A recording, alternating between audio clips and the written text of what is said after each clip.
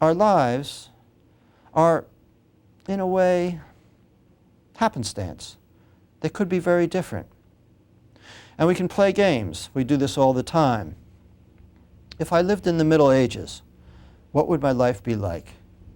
And of course, any philosopher will quickly jump in and say, if you lived in the Middle Ages, of course, you wouldn't be you, because you would be so different, your culture would be so different, your language would be so different, your very physical being would be so different that it doesn't make any sense to make the comparison. But we do this all the time. You're driving down the street and you have a very close call in your automobile, and you say, if I had just arrived 1 minute earlier or 10 seconds later, there would have been a horrible accident. So too, you might ask the question, what if I had been born 5 minutes earlier? Would I still be the same person? Or would suddenly the contingencies of the universe be such that I would be someone quite different? This kind of question is very important. Martin Heidegger has a rather dramatic notion, which he calls thrownness. And the image is that we each get thrown into the world. We don't choose the century that we're born. We don't choose our parents. We don't choose the language we first learned to speak. We don't choose our early friends. And in fact, if you look at a good deal of your life, you realize that it's not something you choose, but something you're thrown into.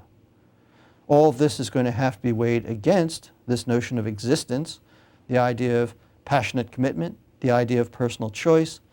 And what we'll find in all of the existentialists is a very delicate balance, or I think better you might say, a dialectic, a kind of active tension between, on the one hand, this sense of contingency and you are what you are because of things that you had no control over, and on the other hand, you are what you are, or you become what you become because of your personal commitments and choices. And that theme is going to run all the way through.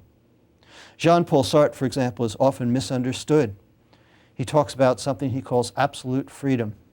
And people often think, that means you can do anything you want to do, regardless of circumstances. Well, let me begin the lectures by saying, this is nonsense. And it's only people who have an axe to grind, perhaps against the French, who say such things. The truth is that Sartre is very well aware of the fact that people are born, in his generation, into a world that's filled with war and filled with ethnic violence. And the real question is, having been born into such a world, what do you do with it? That notion of contingency is perhaps best exemplified by one of the literary authors we'll talk about briefly, and that's Franz Kafka.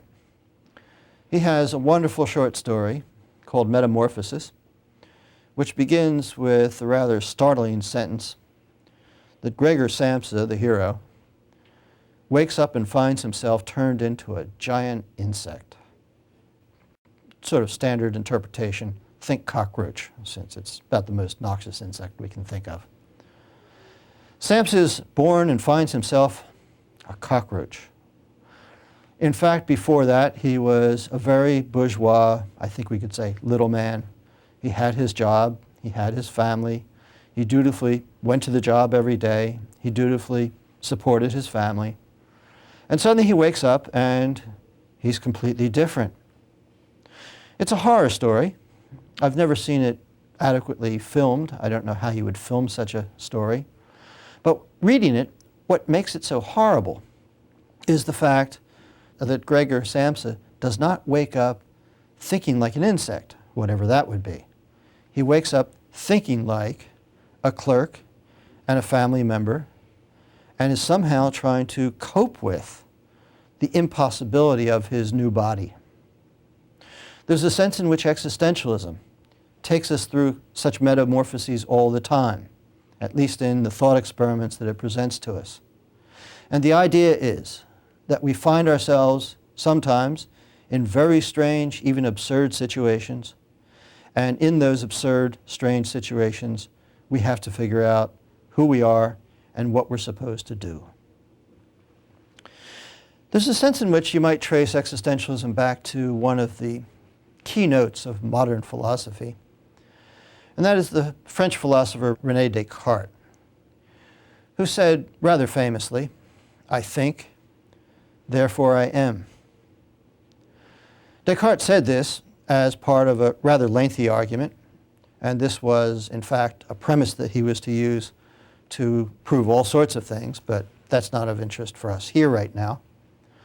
What's important is that the very statement, "I think, therefore I am," is sort of an emblem of a certain kind of philosophy. First of all, notice that the emphasis is on thought. And as I've been stressing, for the existentialists, your existence is not so much bound up with your thinking. In fact, Nietzsche, for example, will say, you never exist quite so much as when you're not thinking. But also, that idea of I am, and I am as a thinking thing, is something that is going to be challenged. For the existentialists, to exist is very much to be a being in the world, to be active, to be engaged. And the very idea that I think, therefore I am, somehow summarizes our self-identity, is to make it sound much simpler than it is. We don't find out who we are just by reflecting on ourselves and say, aha, here I am. But rather, you find out who you are, among other things, by looking to see what you've done, by looking to see how other people think of you, by looking to see how in fact you think of yourself in concrete terms. Because what existentialism is really all about is how we live our lives. The reason why I'm so attached to it is because it seems to me, of all philosophies, it is the one that is most geared to our very real concerns, our very real passions, our very real decisions. And if it's complained that existentialists don't really give us enough advice about precisely what we should do, they really just say things like, take responsibility for your actions, then I think one may conceive of that not so much as a weakness, but rather as the great strength, and in fact very central to the idea of existentialism itself. You don't tell people what they should do. What's central to all these figures is what you should do, how do you live, is up to you. It's up to you to make the choice. It's up to you to gear up the passions, to commit yourself to the choice. And in someone like Nietzsche, it's up to you to discover in yourself who it is you really are, what your real talents and abilities are, the sorts of things that you love, and then commit yourself to those. Existentialism originated, as you can tell from these 5 figures. Kierkegaard's Danish, Nietzsche and Heidegger are German, Camus and Sartre are French, or in Camus' case, French-Algerian. But I would argue that existentialism really has its greatest impact and its greatest power in contemporary America. The fact is that we've always been a society which has prided itself on our sense of responsibility.